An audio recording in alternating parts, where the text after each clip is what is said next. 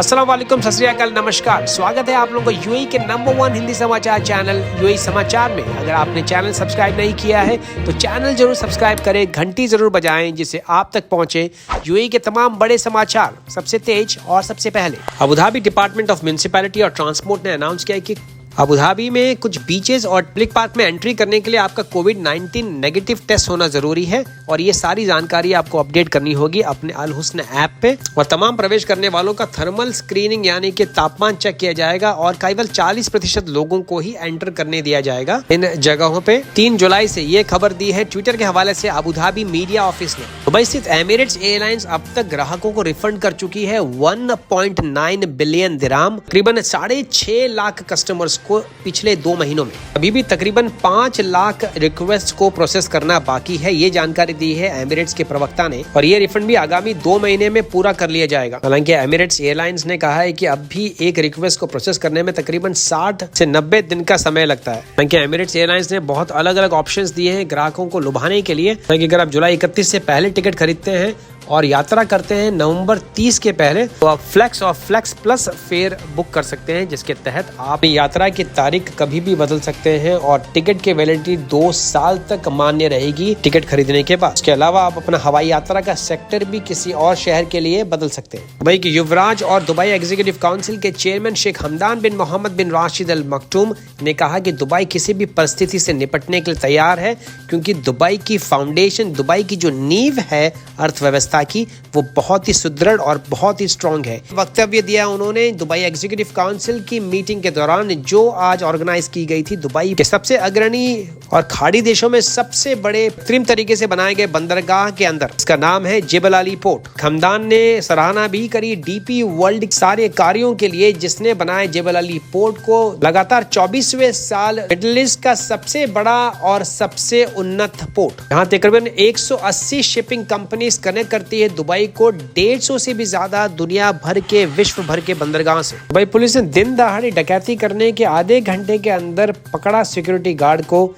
जो लेके फरार हो गया था 1 मिलियन दिरहम एक ईरानी मूल के व्यापारी से, जो ये रकम देने जा रहे थे किसी दूसरे कंपनी के पीआरओ को किसी कपड़ों के लेन देन के संबंध में। अब तक 32 देशों के 426 वॉलंटियर्स ने हिस्सा लिया है दुबई पुलिस के इस नए इनिशिएटिव, जिसका नाम है साइकिलिंग करें दुबई की बाइकर्स यूनिट के साथ। वॉलंटियर्स के दस्ते में तकरीबन 365 से भी ज्यादा पुरुष और 61 महिलाएं शामिल थी, जिन्होंने तकरीबन 2290 घंटों का योगदान और 2230 किलोमीटर की साइकिल सवारी करी और 700 से भी ज्यादा लोगों को मुखालफे इशू करे जो नहीं करे थे कोरोना वायरस के चलते नियमों का पालन। जानकारी दी लेफ्टिनेंट जनरल अब्दुल्ला खलीफा अलमारी, जो कि कमांडर इन चीफ हैं दुबई पुलिस के, और उन्होंने सराहना करी इन सारे समाज सेवी लोगों के कार्य के प्रति निष्ठा को। सारे वॉलंटियर्स ने पुलिस के दस्ते के साथ मिलकर 16 से भी ज्यादा दुबई के अलग अलग इलाकों, जिसमें La Mer, city walk, downtown, Al Wasl, Al Bada, Jumeirah, Al Diyafa, Al Satwa, Sheikh Zayed road, Al Qudra, Al Khawaneej, Arabian Ranches, Palm, JBR, Marina,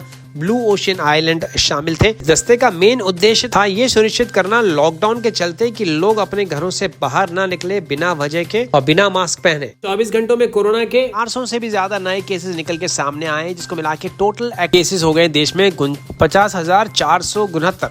504 recoveries भी देखी गई, जिसको मिला के टोटल रिकवरीज हो गई 38,664।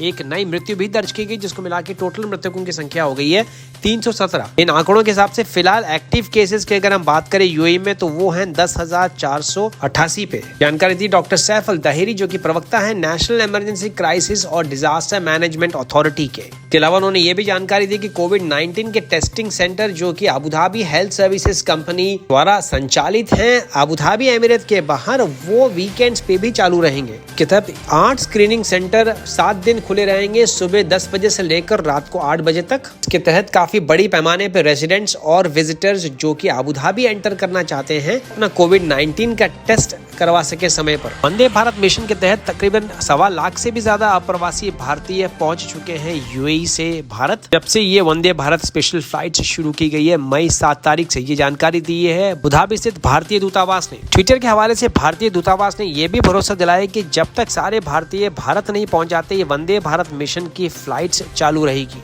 शारजा इंटरनेशनल एयरपोर्ट से भारत के लिए 16 एडिशनल फ्लाइट्स का अरेंजमेंट किया गया है। जानकारी दी श्री पंकज बोर्ड के, जो कि कौंसिल इंचार्ज हैं वंदे भारत मिशन की फ्लाइट्स के लिए भारतीय कॉन्सुलेट ऑफिस दुबई में। बाकी उन्होंने ये भी कहा कि अधिकांश रूप से ये फ्लाइट्स ऑलरेडी बुक्ड हो चुकी हैं, क्योंकि जितनी भी वंदे भारत मिशन की फ्लाइट्स हैं जो संचालित की जा रही है एयर इंडिया एक्सप्रेस के द्वारा, वो ओपन है सेल के लिए। वैसे 75% टिकट्स की बिक्री एयर इंडिया एक्सप्रेस कर रही है अपने ऑफिस के द्वारा, और 25% टिकट जो है वो रिजर्व्ड है दुबई स्थित भारतीय कॉन्सुलेट के पास में उन लोगों के लिए जो कि जरूरतमंद है, और केवल उन लोगों को प्राथमिकता दी जाएगी जो ऑलरेडी रजिस्टर्ड है भारतीय कॉन्सुलेट की वेबसाइट पे। केरल के अलावा जो फ्लाइट्स की जानकारी है वो इस प्रकार है। गोवा के लिए फ्लाइट है रासल खेमा से 4 जुलाई को, फ्लाइट गोवा से आगे जाएगी मैंगलोर तक। 4 जुलाई को एक अन्य फ्लाइट है दुबई से हैदराबाद के लिए। 4 जुलाई को तमिलनाडु के लिए 2 फ्लाइट्स हैं। पहली फ्लाइट है दुबई से चेन्नई के लिए, दूसरी फ्लाइट है शारजा से कोयम्बतूर के लिए। 5 जुलाई को अबू धाबी से हैदराबाद के लिए। 10 तारीख को शारजा से बेंगलुरु के लिए भी फ्लाइट है, और पंजाब के अमृतसर के लिए भी फ्लाइट है दुबई से। अलावा चेन्नई के लिए भी फ्लाइट है अबू धाबी से 5 जुलाई को। 6 जुलाई को फ्लाइट है यूपी में लखनऊ के लिए, अबू धाबी से मदुराई के लिए। तमिलनाडु के लिए भी एक और फ्लाइट है शारजा से कोयम्बटूर के लिए, और 7 जुलाई को चेन्नई के लिए अबू धाबी से। इसके अलावा 7 जुलाई को एक और अन्य फ्लाइट है दुबई से हैदराबाद के लिए और दिल्ली के लिए दुबई से। जुलाई को एक शारजा से मुंबई के लिए भी फ्लाइट है जो रवाना होगी 7 को और पहुंचेगी 8 जुलाई को मुंबई। अलावा 8 जुलाई को अबू धाबी से लखनऊ के लिए भी फ्लाइट है, और दुबई से चेन्नई के लिए भी 9 तारीख को फ्लाइट उड़ान भरेगी। 10 तारीख को शारजा से उड़ान भरेगी फ्लाइट भुवनेश्वर के लिए एयर इंडिया 1974। के अलावा 10 तारीख को दुबई से अमृतसर के लिए भी फ्लाइट है। 12 जुलाई को फ्लाइट है शारजा से श्रीनगर के लिए जम्मू एंड कश्मीर में। 13 जुलाई को अबू धाबी से दिल्ली के लिए भी फ्लाइट संचालित की जाएगी एयर इंडिया एक्सप्रेस द्वारा। 14 जुलाई को दुबई से हैदराबाद के लिए भी एक अन्य फ्लाइट है। इसके अलावा 60 से भी ज्यादा फ्लाइट्स हैं केरल के लिए। तमाम फ्लाइट्स के स्केड्यूल्स के स्क्रीनशॉट्स आप पॉज कर करके देख सकते हैं। मैंने सारे के सारे यहाँ पे डाले हैं मैसेजेस में। तो ये थे अब तक के मुख्य समाचार। दोस्तों, अगर आपने चैनल सब्सक्राइब नहीं किया तो चैनल जरूर सब्सक्राइब करें, घंटी जरूर बजाएं, जिससे आप तक पहुंचे यूएई की तमाम बड़ी खबरें सबसे तेज और सबसे पहले। मैं विजय चौधरी लेता हूँ आपसे इजाजत। मैं मिलूंगा कल नए ताजा समाचारों के साथ। तब तक रखें अपना ख्याल। सत श्री अकाल, मां सलामा, शबा खैर, नमस्कार।